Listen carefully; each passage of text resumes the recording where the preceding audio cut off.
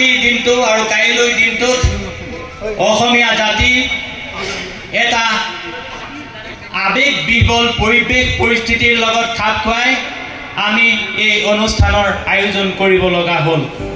আজিৰে পৰা শিলচৰত অসম সাহিত্য সভাৰ অধিৱেশন, অসম সাহিত্য সভা বাৰ্তা, পত্ৰিকা আৰু স্মৃতিগ্ৰন্থ বৰাক বৈভৱ উন্মোচন।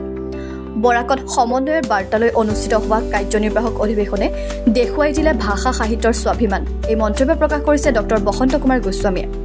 বৰাক উপত্যকাৰ সৈতে ব্ৰহ্মপুত্ৰ উপত্যকাৰ দুয়োখন হৃদয়ক এখন কৰি তুলিব। এই মন্তব্য কৌশিক ৰয়ৰ।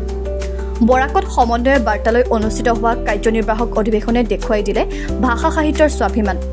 আজিৰে পৰা দুদিনীয়াকৈ কাছাৰ জিলাৰ শিলচৰৰ বংগভৱনত আৰম্ভ হোৱা অসম সাহিত্য সভাৰ 2025-2027 বৰ্ষৰ তৃতীয় পূৰ্ণাংগ কাৰ্যনিৰ্বাহক অধিৱেশনত এই মন্তব্য প্ৰকাশ কৰে সাহিত্য সভাৰ সভাপতি ডক্টৰ বসন্ত কুমাৰ গোস্বামীয়ে। ভালেখিনি আলোচনা অতি প্ৰয়োজনীয়।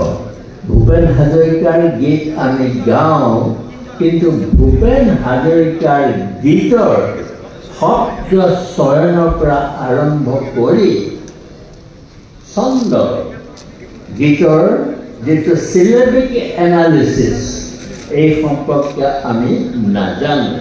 বৰাক ব্ৰহ্মপুত্ৰৰ মহামিলনৰ প্ৰত্যাশাৰে আৰু ঐক্য, শান্তি আৰু সমন্বয়ৰ সংকল্পৰে অনুষ্ঠিত কাৰ্যনিৰ্বাহক অধিৱেশনত পুৱা 11 বজাত অসম সাহিত্য সভাৰ সভাপতি ডক্টৰ বসন্ত কুমাৰ গোস্বামী, উপসভাপতি পদুম ৰাজখোৱা আৰু প্ৰধান সম্পাদক দেৱজিৎ বৰা সমন্বিতে ৰাজ্যৰ বিভিন্ন প্ৰান্তৰ পৰা সমবেত হোৱা সভাৰ কেইবা শতাধিক বিষয়ববীয়া আৰু কাৰ্যনিৰ্বাহক সদস্যক বিপুল আদৰণিৰে বংগভৱনলৈ আগবঢ়াই আনে আদৰণি সমিতিৰ সম্পাদক দীপায়ন চক্ৰৱৰ্তী প্ৰমুখ্যে বিষয়ববীয়াসকলে। কিন্তু কালৰ কোবাল সোঁতত আমি কৰিব লগা কামবিলাক কৰিব লগা হৈছে।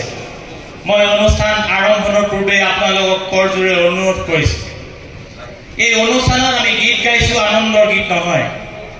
এই অনুষ্ঠানত নৃত্য কৰিম, আনন্দৰ নহয়।